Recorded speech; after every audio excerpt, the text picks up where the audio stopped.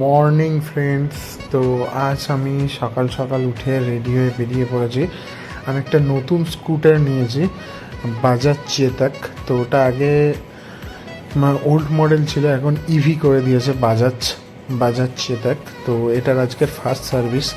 এটার এখনও রিভিউ করা হয়নি, কারণ আমি নিজে আগে চালিয়ে স্যাটিসফাই হতে চাইছি যে প্রোডাক্টটা কেমন, কতটা মাইলেজ দেয়, কতটা ট্রাস্ট করা যায় এর ব্যাটারি, এবং যেটা মিটারে দেখায় যে কত কিলোমিটার চলবে, কতটা চার্জে, সেটা কতটা ভালোভাবে চলছে বা কতটা এক্স্যাক্ট দেখাচ্ছে সেটা জানার জন্যই আমি এতদিন, প্রায় আজকের গাড়িটার বয়স 1 মাস 10 দিন মতো। তো আজকে ফার্স্ট সার্ভিসে যাচ্ছি। ওদের ফার্স্ট সার্ভিসের ক্রাইটেরিয়া ছিল ফার্স্ট 1000 কিলোমিটার অথবা 1.5 মাস। তো আমার 1000 কিলোমিটার কমপ্লিট হয়ে গেছে, তাই আজকে আমি এটার সার্ভিসে যাচ্ছি। তো সার্ভিস সেন্টার আমার যেহেতু বাড়ি ডায়মন্ড হারবার, তো এখানে কোথাও নেই। তো আমাকে যেতে হবে চৌরঙ্গি গোল মন্দির আছে, ওর পাশ থেকে বাঁদিকে ঢুকে কিছুটা গেলেই ওদের চেতাকের সার্ভিস সেন্টার। তো সেইখানে যাওয়ার জন্যই এখন বেরিয়েছি।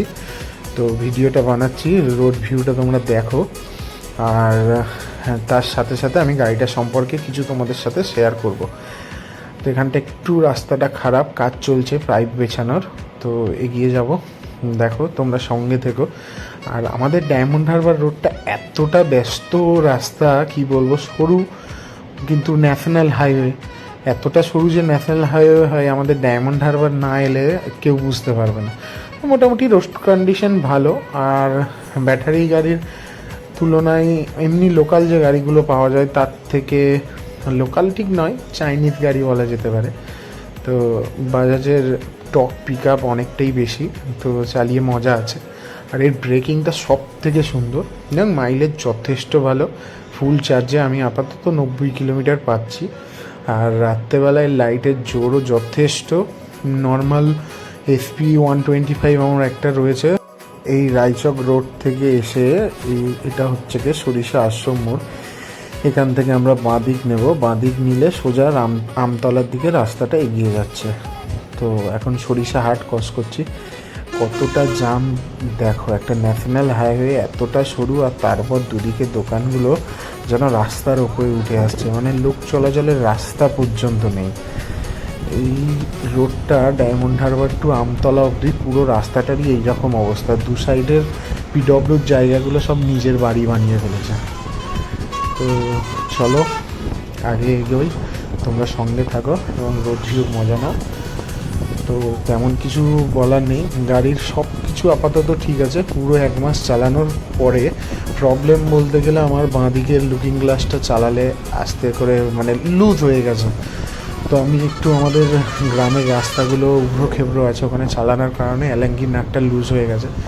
তো ওটাকে করানোর আছে, সার্ভিসের চিহ্ন দেখাচ্ছে। তো ব্যাটারি গাড়ির সার্ভিস বলতে গেলে তো ওরা সফটওয়্যারটা আপডেট দেবে আর ওয়াশ করে দেবে, আর টুকটাক বডির যে সমস্ত নাটগুলো রয়েছে টোটালটা চেক করবে কোথাও লুজফুজ আছে কি না, এবং সফটওয়্যারে দেখবে যে কন্ট্রোলারে কোনো প্রবলেম আছে কি না। তো দেখা যাক কখন পৌঁছাই।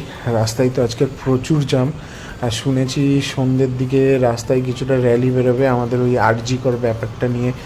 এখন সবার মধ্যেই একটা জাস্টিসের ব্যাপার চলছে, কবে জাস্টিস হবে জানি না, তবে আমিও মন থেকে চাই যেন জাস্টিসটা পাই আমাদের বোন।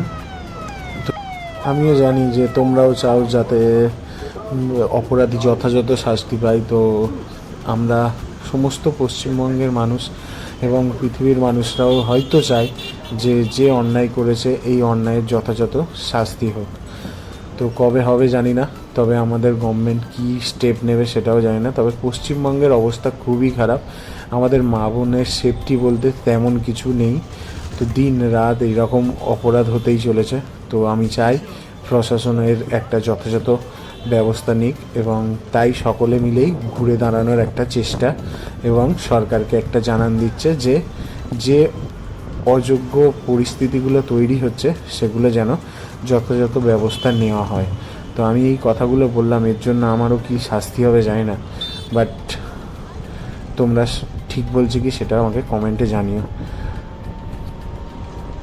চলো আমরা নিজেদের গন্তব্যে যাওয়ার দিকে। আমতলা ক্রস করে জাস্ট বিষ্ণুপুর ক্রস করলাম এবং কৈলানের মোড়টা ক্রস করে একটু এগিয়ে আসছি। আই থিঙ্ক সামনেই কল্যাণ মন্দির। আমরা এগিয়ে যাচ্ছি, অনেকটা চলে এসেছি। দেখা যাক আগে কোনো জাম পাই কিনা। রাস্তাটা যত এগোচ্ছি আকাশটা যেন কালো হয়ে আসছে। সামনের ওয়েদারটা দেখো, এখনও পর্যন্ত আমি বৃষ্টি পাইনি, তবে আকাশ থেকে মনে হচ্ছে আমি কলকাতায় ঢুকবো আর আকাশটা আমাকে ভেজাবে। আমি রেনকোটও ক্যারি করছি না, কারণ আমাদের ওদিকের ওয়েদারটা ঝলমলে ছিল, রোদ ছিল, তো এদিকটাই হঠাৎ করে এরকমভাবে বুঝতে পারিনি। কিন্তু বর্ষার ওয়েদার নিয়ে বেরোনো আমার উচিত ছিল, কারণ বর্ষার ছাতা আর শীতের কাঁথা কখনো নিজের কাজ ছাড়া করতে নেই, কথায় আছে। তো অলরেডি দেখতে পাচ্ছি বৃষ্টি এদিকে অলরেডি একটু একটু হয়েছে, দুদিকটা ভিজে আছে। আই থিঙ্ক আগে গিয়ে আমাকে ভিজতেই হবে, কারণ বৃষ্টি হবে একদম 100%। আকাশ কথা বলছে যে বৃষ্টি আসছে। তো তোমরা মজা নাও বৃষ্টির সাথে সাথে রোড ভিউর। এগিয়ে চলি, দেখি কত তাড়াতাড়ি পৌঁছাতে পারি। আর আমি তো ফার্স্ট টাইম যাচ্ছি, সার্ভিস সেন্টারটা কোথায়ও আমি এক্স্যাক্ট জানি না। তো চলো দেখতে থাকো এবং সঙ্গে থাকো।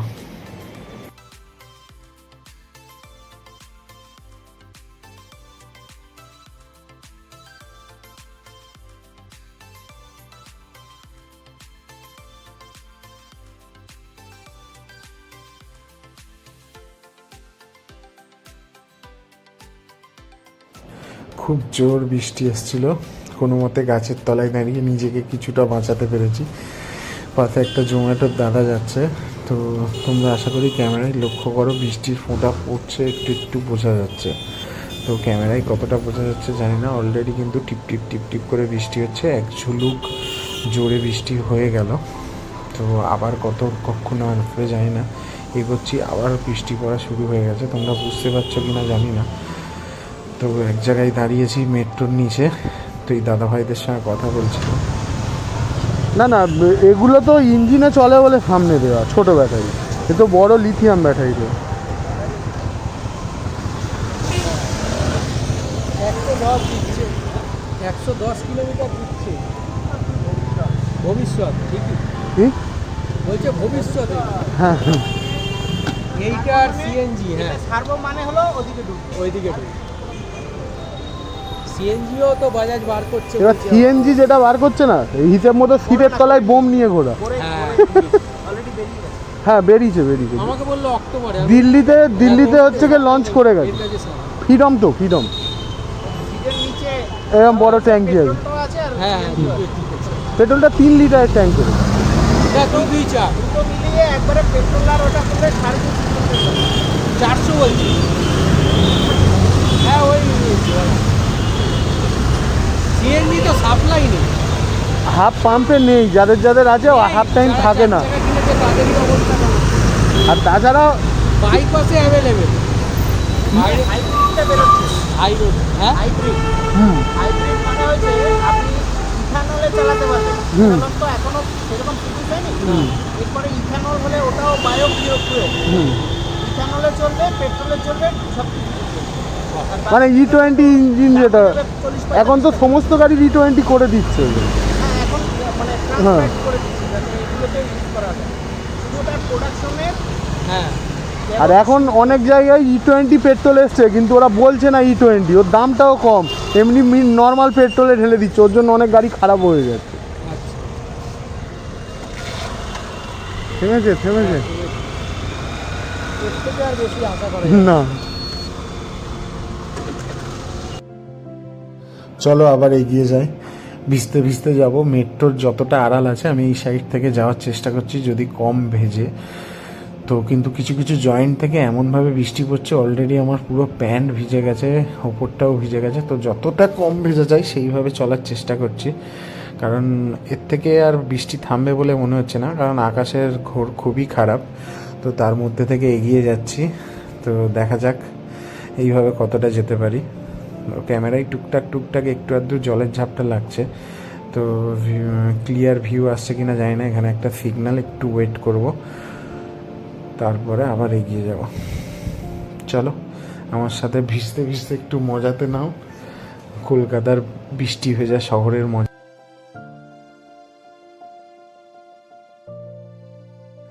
মাঝেরহাটের বীজটা ক্রস করছি, জাস্ট কলকাতাটা দেখো, মেঘলা আকাশে যেন একটা পরীর মতো লাগছে। তোমাদের কেমন লাগছে জানি না, আমার তো বেশ লাগছে। এরকম ফাঁকা ব্রিজ দিয়ে মোটামুটি গাড়ি তুলনামূলক অনেকই কম। তো আমরা মিন্টে নামছি, মিন্ট থেকে গিয়ে ওপারে ফের মাঝেরহাটের ব্রিজটাই উঠবো। তো বেশ মজা লাগছে। গাড়িটার চার্জ যথেষ্ট কমে এসছে, আর 15% চার্জ রয়েছে। তো শোরুম অবধি যেতে পারবো কি না জানি না, ওই জন্য জিপিএসটা লাগিয়ে নিলাম। তো এক্স্যাক্ট লোকেশানটা জানি না, রাস্তা মিস করলে ব্যাটারির চার্জও বেশি নেই, তো সেই জন্য আর রিস্ক নিলাম না, জিপিএসটা লাগিয়েই নিলাম। তো দেখা যাক জাস্ট থাকতে থাকতে আমরা পৌঁছাতে পারি কিনা, আর গাড়িটা আমাকে ধোকা দেয় কিনা। সব থেকে মজা লাগবে, এখনও পর্যন্ত আমি গাড়িটা থেকে কোনো রকম মানে ডিসঅ্যাডভান্টেজ কিছু পাইনি। আপাতত আমার মন জিতে রেখেছে বাজাজ চেতক। তো দেখা যাক আজকের কী হয়, সার্ভিস সেন্টার অবধি 15% চার্জে পৌঁছাতে পারি কি না। তো চলো দেখতে থাকো, সঙ্গে থাকো।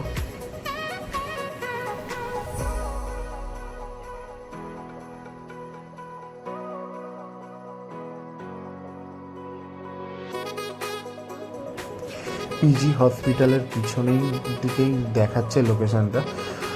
তো আমরা এই গোল মন্দির থেকে জাস্ট বাঁ দিকে ঢুকে এলাম, গিয়ে আবার সোজা গিয়ে এই বাঁ দিকের মোড়টা ঘুরলেই আই থিঙ্ক, হ্যাঁ এখানেই চেতকের সার্ভিস সেন্টার। বাইরে থেকে এরকম বোর্ড দেওয়া রয়েছে, এখানটা একটা ইট পাতা আছে, এতটা সরুর মধ্যে থেকে তুলতে পারবো তো, দেখা যাক ওঠে কিনা। আর মাত্র 7% চার্জ আছে, গাড়ির পিক আপটাও খুলে গেছে, উঠতে পারছি না। দাদাভাই এসে পিছন থেকে ফিরিয়ে দিচ্ছে। তো উঠেই দেখছি আমার সেম কালারের একটা গাড়ি। আরে চার্জ তো নেই, আর পিক আপও তো নেই, 7% আর চার্জ আছে। কারণ আমার গাড়িটাতে ফুল স্ট্যান্ড নেই, ফুল স্ট্যান্ডে দাঁড় করানো রয়েছে। ফুল স্ট্যান্ড আর ফুটরেস্টটা লাগাচ্ছে দাদাভাই বললো আমাকে। তো বলছে কত দূর থেকে এসছেন, আমি বলছি ডায়মন্ড হারবার থেকে, আর মাত্র 7% চার্জ আছে। দেখা যাক, মিটারে 7%ই চার্জ রয়েছে, আর 8 কিলোমিটার যাবে দেখাচ্ছিল।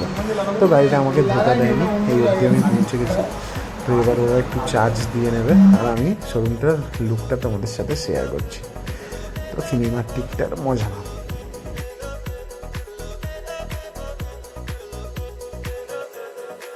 সার্ভিস সেন্টারটা নতুন, বেশ গোছানো। তো এদিকে দেখলাম ওয়াইফাইয়ের পাসওয়ার্ড দেওয়া রয়েছে, যাতে কাস্টমাররা এসে বোরিং ফিল না করে। তো সেটাও তোমাদের সাথে শেয়ার করলাম। বাইরেই গাড়িটা রাখার আছে, এরপরে ওয়াশিংয়ে যাবে। দাদাভাই ওয়াশিংয়ে নিয়ে যাচ্ছে। আমি জিজ্ঞাসা করলাম ফার্স্ট কি ওয়াশিং হবে, বললো যে হ্যাঁ। তো ওয়াশিং রুমটা এখান থেকে সোজা গিয়ে সামনে, তো ভেতরে ক্যামেরা অ্যালাউ করছে না, বললো বাইরে থেকে যদি করা যায়, বা তুমি যদি ফুটেজ নিতে চাও বাইরে থেকে করতে পারো। ওই আঙ্কেলটা গাড়িটা ওয়াশ করবে, দাদাভাই গাড়িটা দিয়ে চলে গেল। এবার ওয়াশিং রুমের গেটটা বন্ধ হয়ে যাচ্ছে, তো এদিক থেকে ভিডিও করা কোনোভাবেই পসিবল নয়, তাই আমি বাইরে থেকে ওয়াশিংয়ের ভিডিওটা তোমাদের সাথে শেয়ার করছি।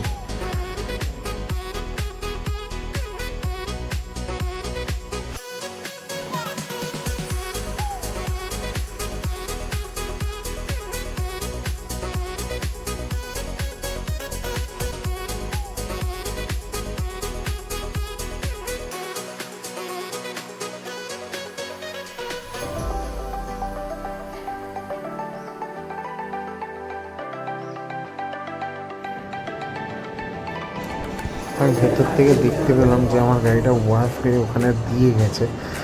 তো আমি একটু কথা বলবো বলে এগিয়ে গেলাম, বসে বসে দৌড়চ্ছিলাম, একটু বাইরে যাবো। বলছি কি কতক্ষণ সময় তবু লাগতে পারে, কতক্ষণ সময় লাগবে তবু?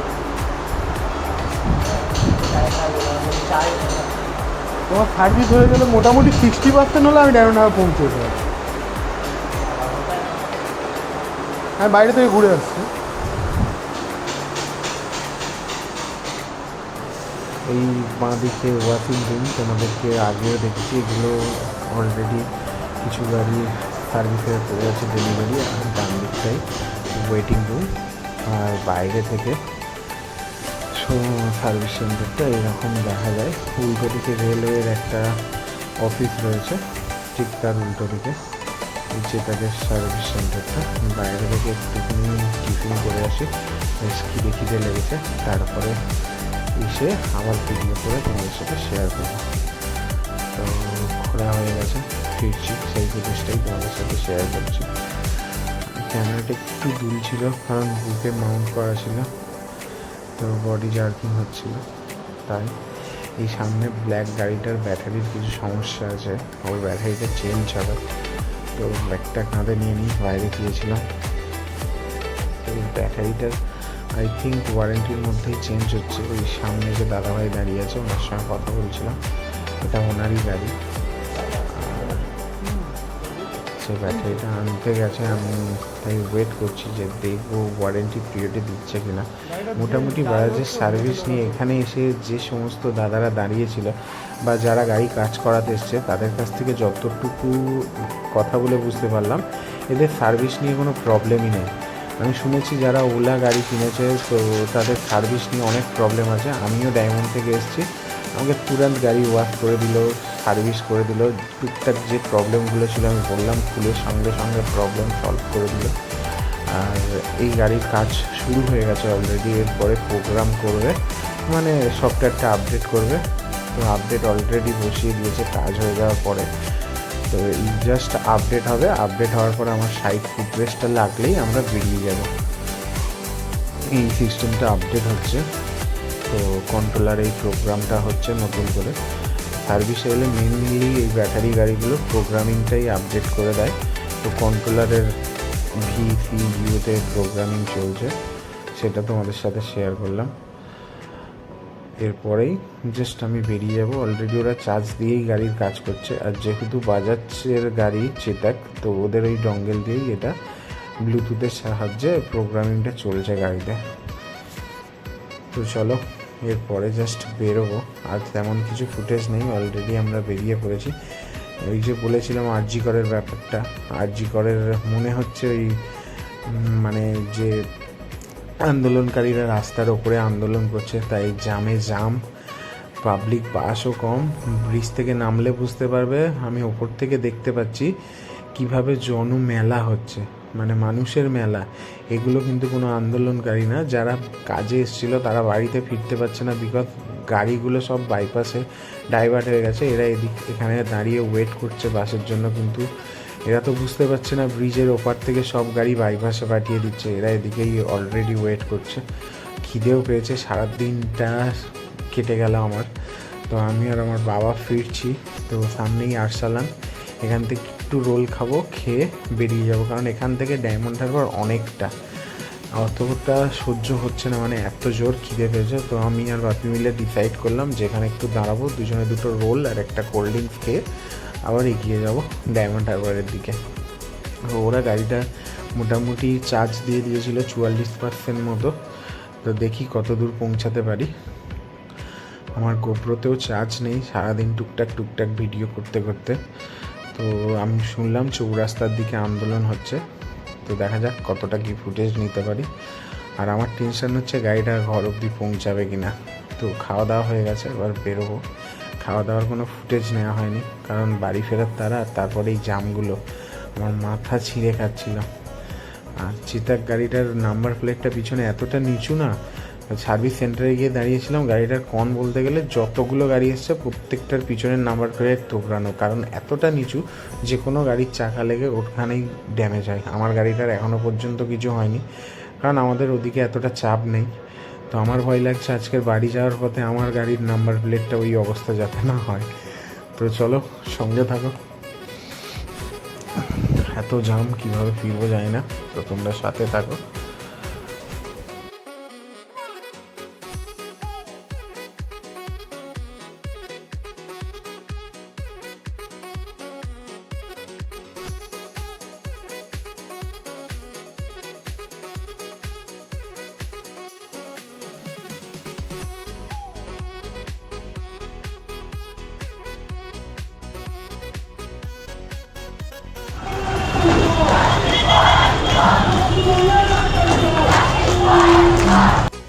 আমি টোটাল সার্ভিসের হচ্ছে গিয়ে ট্যাক্স ইনভয়েসটা তোমাদের সাথে শেয়ার করলাম। তো ফার্স্ট সার্ভিসের কস্ট এসছে 620 টাকা, তার মধ্যে 177 টাকা লেবার চার্জ, 354 টাকা হচ্ছে গিয়ে তোমার সফটওয়্যার আপডেট, আর 89 রুপিস ওয়াশিং। এর পরের ইনভয়েসটা হচ্ছে গিয়ে আমার ওই ফুড রেস্টের হচ্ছে জন্য একটা প্লাস্টিক কাভার 133 টাকা, আর 1150 টাকা টোটাল মেটেরিয়ালসটা। তোমরা চাইলে পজ করে বিলটা দেখে নিতে পারো। আর ডায়মন্ড হারবার থেকে যারা চেতক কিনেছো তারা যদি এই সার্ভিস সেন্টারে যেতে চাও, তো সার্ভিস সেন্টারের কন্ট্যাক্ট নম্বর এবং টোটাল অ্যাড্রেস দেওয়া রয়েছে, তোমরা এখান থেকে যোগাযোগ করেও যেতে পারো এবং পজ করে স্ক্রিনশট নিয়ে তোমরা কন্ট্যাক্ট করে নিতে পারো। তো গুড নাইট বন্ধুরা।